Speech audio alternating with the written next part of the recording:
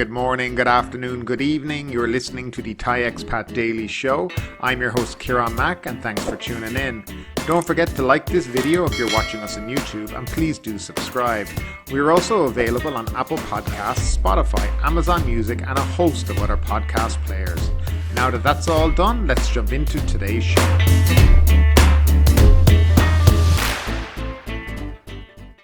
And we will start off with the Thailand nationwide COVID report. Thailand logged 12 more COVID-19 related fatalities, the fewest since April 29, 2021, and 3,091 new COVID-19 cases during the previous 24 hours, the Public Health Ministry announced on Tuesday morning.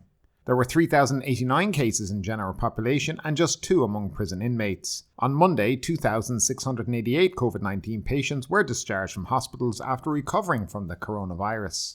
The latest Phuket Provincial Public Office Daily COVID Situation Report has marked 149 new local infections confirmed across the island on January 3rd, bringing the total number of people recognised as infected with COVID-19 in Phuket since April 3rd to 20,214. Now, Charnvirakul has claimed a top spot from Bangkok with today's biggest increase in the top 10. Phuket has also had another big increase, as we just mentioned before that, and also the future of the sandbox is also in jeopardy, which we talk about later in the show. With over 2,000 cases of the Omicron variant of coronavirus detected in Thailand to date, according to the Ministry of Public Health, the country is entering a widespread wave of COVID-19 infections in the next 2 weeks following the long New Year holiday, which will see daily infections spiking in the tens of thousands of cases, predicted Dr. Manoon, a doctor specializing in respiratory and pulmonary disease in Vishayut Hospital. In his Facebook post today, he said, however, that there is no cause for alarm. He noted that, despite its rapid and easy transmissibility, the Omicron variant has mutated and evolved to the extent that it is causing mild flu-like symptoms instead of aggressively attacking the upper and lower sections of the respiratory, just like the numerous other coronavirus strains which the world has been familiar with for the past 50 years. In this new wave of Omicron infections, he said that people who have been inoculated or infected with other variants will contract the rapidly spreading variant sooner or later, but they will have developed herd immunity instead of falling sick, and in the end, the COVID-19 pandemic will come to an end. Dr. Manoon also said that there is no need for third or fourth booster shots because every one of us will have been infected by the Omicron variant, as we have been injected with live attenuated vaccine, which can better enhance immunity than the vaccines already available. The ability of manufacturers to produce COVID-19 vaccines will not be as promising as it has been to date, he added. Meanwhile, the Director General of the Medical Science Department, Dr. Thailand, said that the department is keeping track of people infected by the Omicron variant for at least 14 days and will test their blood to find out whether the antibodies generated by the variant will have the neutralizing effect against the Delta variant, as reported in some cases in South Africa. The South African study shows that people, both vaccinated and unvaccinated, who were infected by the Omicron variant have developed immunity which is capable of neutralizing the Delta variant as well. If this is proven to be true, infection by the Omicron variant can help fight off Delta variant infection, Dr. Thailand said. According to the Medical Science Department, the Omicron variant has already spread through 54 provinces in Thailand, infecting 2,062 people. He disclosed that the Omicron variant has already mutated into 2 subvariants. Meanwhile, Phuket Provincial Health is urging tourism business operators on the island to strictly comply with COVID-19 control measures, particularly the regular use of antigen test kits to screen for possible cases after 144 Omicron variant infections were detected in the province. Dr. Kusak, the island's public health chief, urged businesses to keep their guard up after active case findings on December 28 around Soi Bangla or Bangla Walking Street near Patong Beach found 11 cases of the Omicron variant. Dr. Kusak urged all tourism business operators, especially those around Soi Bangla, to implement the strictest health and hygiene measures to curb the spread of COVID-19. He said that though businesses on Soi Bangla have set aside 300 ATKs for the tourists each week to screen for COVID-19 and push to have their employees fully vaccinated, employees and patrons should continue to follow the DMHTTA rules, distancing, mask wearing, hand washing, temperature testing, COVID testing and using a mobile tracing application. So that is basically the news on the COVID situation here in Thailand at the moment. A lot of opinion whether or not it's getting better, it's getting worse. Are the numbers being suppressed, possibly due to a lack of testing and things like this? Now, throughout the country, we are seeing schools being closed. For example, in Ubon Ratchathani, they are closing schools, cinemas, fitness clubs, gyms, and stadium to stern COVID-19 spread. In Khon Kaen, they've closed schools. I see in Phuket now they'll also be closing the schools, and this is going around the country. There's also talk about the bars and clubs that were meant to open on January 16th. This probably won't go ahead. That will be later on in the show as well. So yes, overall, restrictions are being put back around the country. And again, it's worth noting for people possibly coming to Thailand still, or those who are here now, that every governor can do what he wants. They can set the rules for entry to their province. They can decide what's open, what's closed. They can basically, as I said, do what they wish to do. And that has been the biggest problem in Thailand over the last 2 years in relation to this. There's no central governance in relation to how each province handles it. It depends on the governor there and what he thinks is the best way to manage his province. I don't know if you think that's good or bad, but to me, sometimes it leads to governors deciding using old science and old methods that they used at the beginning that probably aren't as effective now to curb the spread of the virus. But anyway, we'll move on to our next story. Thailand's health minister disagrees with plan to reopen pubs on January 16th. Thai Public Health Minister Anutin Charnvirakul has indicated that the reopening of pubs and bars, scheduled for January 16th, may have to be postponed indefinitely, as in several provinces they are being blamed for outbreaks of COVID-19 infections during the long New Year holidays.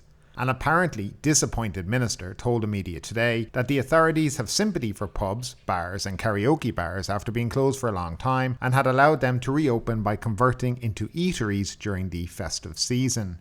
He said that some of them were, however, not responsible enough and had defied the COVID-19 free setting measures, resulting in the spread of COVID-19 infections. He also blamed their customers for not strictly complying with the preventative measures. It's a pity because this could have been prevented.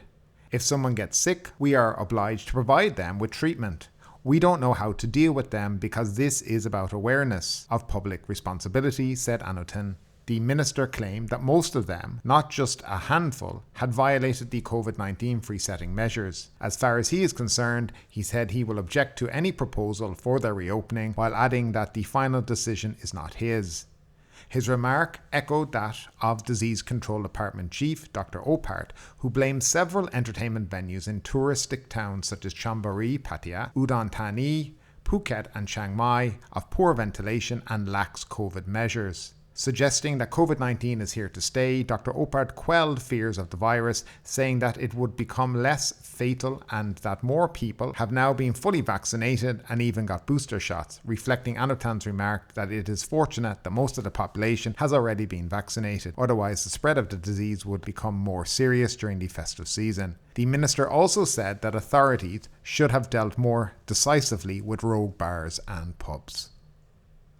And moving along, Thailand likely to postpone restart of Test and Go scheme until the end of January. Thailand's Ministry of Public Health will propose that the Centre for COVID-19 Situation Administration postpones the resumption of entry to Thailand under the Test and Go programme until the end of the month over Omicron variant concerns, Public Health Minister Anutin Charnvirakul said today. On December 21st, the CCSA suspended quarantine-free travel under the scheme until January 4th. Under the programme, arrivals from abroad are required to spend a night at a designated hotel while waiting for their RT-PCR COVID-19 test result. Anutin also said that travellers already granted a Thailand Pass under the Test and Go programme must arrive in Thailand by January 10th, otherwise they will have to enter the country under the Phuket Sandbox scheme, which means they must stay at their hotel on the island for the first 7 nights before they can travel elsewhere throughout the country.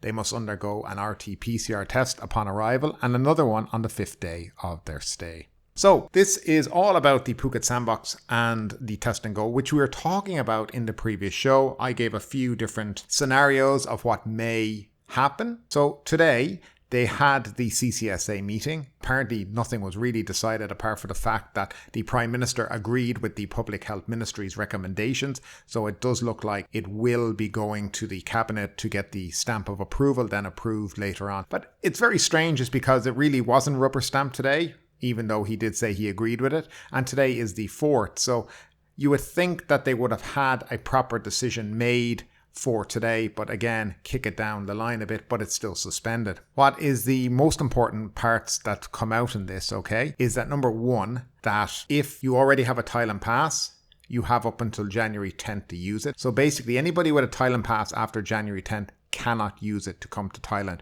You would have to reapply, I think, for a Phuket Sandbox to come, and that's a whole different process, okay? Also, at this moment in time, you cannot change your flights to an earlier date. If you change your flight, your Thailand Pass will become invalid. So just to let you know, for example, if you have a Thailand Pass for the 12th of January and you think, oh, I'm going to change my flight to the 10th and come early. No, you can't do that because your Thailand Pass is valid for that date and 72 hours after the date. So you can't go back in time with it. So that's very unfortunate for people. Now, as we spoke about a few weeks ago when they did cancel, this date of January 10th was thrown up. But I guess it's only come to light now that they've decided to use it. Now, what would be the reasons behind this? I guess they want to stop the amount of people free-flowing into the country and pretty much going anywhere and not being able to control what's going on in relation to the virus and spreading of the virus. By having people come into Phuket, I guess you have them in a certain area, you know what's happening, you know that they're going to have to get their tests done, and yes, things become a lot easier in that respect. Right now with the test and go and having to do the second PCR test, a lot of listeners to this channel have written down in the comment section that, you know, when they go to their hotel, the hotel knows nothing about how to book the second test. It's all up in the air. It's very vague. Some people have never got a second test because the hotel just didn't know how to do it because there was no system. Some hospitals said, yes, we're on the list to do it, but we don't know anything about it and we don't know how to get reimbursed for doing these PCR tests. So yeah, there's a lot of miscommunication as usual, but this is what happens when you suddenly stop something. You make a new rule and you don't have a system to implement what you have decided to do. And that's what Thailand basically did.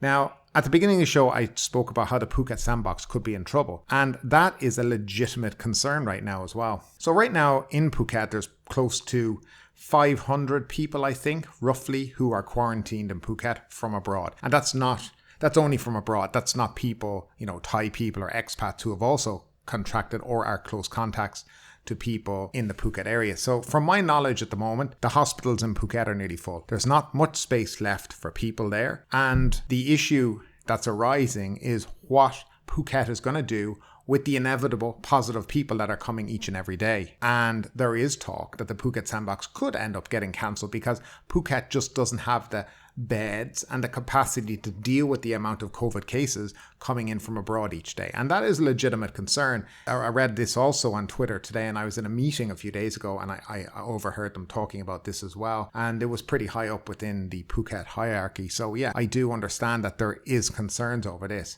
Now, what they're hoping to do is hotels will take responsibility for these and set up their own kind of isolation zones in the hotels to keep patients who are positive there. But I'm not sure hotels are really up for that because at the end of the day, it's not a good business model to have happy guests in one corner and quarantine guests in another corner. And then I guess if you're a person coming to the hotel, you might not be pleased to know that there is, you know, COVID positive people staying in this hotel. So I also think that's an issue. Overall, this has been a complete and utter mess by the Thai government, and it has done nothing to inspire confidence within the travel industry. None whatsoever. In fact, I suspect we will see a lot of cancellations in the next month or so, for January for sure, and for February and March. And it's going to be a long recovery. Look, you can't blame entirely the government on this. Of course, they're reacting to the situation. But they also have to look at the point of view that Thailand's been closed for 2 years. They know how desperately the country needs tourists, and they need to find a balancing act for this. And I don't think they're thinking rationally in relation to it. I think they're using their old methods that they used before, like I said, that governors have been using, and continuing using the same playbook. And really right now, that's not really the way forward, I think. Of course, Phuket are doing their best to stay open so that they can continue to prosper. But then there's the other factor is that a lot of people around the country are asking, why is Phuket still open? Why can't we open? Why can't Pattaya open? Why can't Chiang Mai open? Why can't Khao Lak, Krabi, Samui, etc.? So yeah, they're all asking the same questions. Well, if they're allowed to stay open, why can't we stay open? And this is a legitimate question as well. It's not a great start to 2022. And let's be honest, if you're in the tourism industry, you're probably starting to feel pretty worried about what's going on in it and the direction of it so far in 2022. If you're a traveller who's paid money to come to Thailand this month, you're probably quite worried as well that you might not be able to get here. And if you are able to come here, you might have to do 7 nights in Phuket before you can go anywhere else. And it's all becoming a bit of a mess. I wish the government would sit back, make their decisions properly, and then give clear information out. So for example, today they said that the Thailand Pass was suspended up until January 4th. Now what they should have had done between the 21st of December and January 4th was a statement ready, a plan moving forward. But instead they got to January 4th and they just started having the meeting about it. And by the looks of it, it'll take another week before the information really comes out to people. But the information, of course, that is being leaked today and yesterday is that this will be suspended until the end of the month, the Test and Go program. Phuket will be the only place that's open, though there are provinces fighting to be allowed to stay open as sandbox areas as well, but I doubt really that's going to happen. People might say, well, the numbers in Thailand look pretty low. Well, the numbers in Thailand for COVID at the moment look low because there's practically no testing going on, which is why they are low. Again, it can be considered a good thing or a bad thing. It means that, hospitals aren't full around the country with COVID patients unless you're in Phuket. And that's where a big problem's coming up, as I said before. But I'd love to know what you guys think about it. Do you think the Thai government have made a right mess of this whole situation? Do you think they've acted proportionately? I'd love to know your opinions down below in the comment section, as always, guys. And moving along, Thailand's Doi Mon Jong nature trail closed after student attacked by wild elephant. Amkhoi Wildlife Sanctuary Chief has ordered the indefinite closure of a nature study trail on the Doi Mon Jong peak which straddles Chiang Mai and Tak province after a female student was attacked by a wild elephant early Sunday morning. The student, who sustained bruises, and her boyfriend were camping at a site on the nature trail when, at about 1 a.m, she heard strange noises outside their tent. The tent was suddenly pulled down and she felt instant pain in her chest and right arm. All their camping equipment was also damaged. A porter told her in the morning that he found traces of at least 2 elephants along the trail and suspected that the tent was attacked by one of the animals. With his help, the 2 students managed to trek back to Ban Bunling village, the starting point of the nature study route, and called an ambulance from Angkoi District Hospital to take them for examination and treatment. The student did not suffer any bone fractures, just bruising and muscle pain. Both were discharged and sent home. The Wildlife Sanctuary Chief said that the trail, which was open for nature study until February 14th, had to be closed for the safety of jungle trekkers after it was discovered that several elephants have been wandering close to the trail in search of food and water. Foreign tourists not wearing masks threaten closure of Phi Phi Island. Hotelier calls for foreigners to be fined. Jurapat Jantaro of the Phi Phi Hotel Group in Krabi, southern Thailand, said that most foreigners visiting the holiday island were not wearing masks. He feared a spike in COVID cases, especially the Omicron variant, and the possible closure of the island if something is not done fast. He told the Thai media that foreign tourists were not wearing masks in public, at tourist sites and in convenience stores. He called on the Krabi health authorities to take immediate action and fine tourists if necessary. The comments came after 63 visitors in Krabi tested positive from December 1st to January 1st. 10 of those had Omicron, with a further 27 awaiting confirmation after tests. The Thai media were at the port in Phi Phi, where the main concern was making sure that people were wearing life jackets and boats were not overloaded. Some 1,300 visitors were there daily, with many going to Maya Bay that has recently reopened to tourism. And finally, the Phuket News report. Police refusing up to 500 road arrivals a day for being unvaccinated or untested. People driving onto the island must be able to prove they are fully vaccinated or have tested negative for COVID-19 within 72 hours of arriving, or else be refused entry to Phuket, police have warned. Phuket schools close, move to online learning. Schools across Phuket have been ordered to cease on-site learning following an order from the Ministry of Education over the concern of COVID-19 infections spreading throughout the country. Restaurants report a 100% earning increase from last year. The Thai Restaurants Association has reported a 100% increase in restaurant revenue over the New Year holiday period compared to the same period last year. And finally, Phuket marks 4 more injured in New Year road accidents. Phuket officials have reported just 4 accidents across the island yesterday, the 6th day of the 7 Days of Danger road safety campaign for the new year. But ultimately, with this story or anything else that stood out to you today, I'd love to know your thoughts in the comments down below. Because yes, this is a news show, but it's also a conversation. Now keep that conversation going. Make sure you like this video, subscribe to the channel, share the video, and do all the good stuff that does help that YouTube algorithm. But ultimately, my name is Kieran Mack. You've been listening to the Thai Expat Daily Show, and we will see you next time.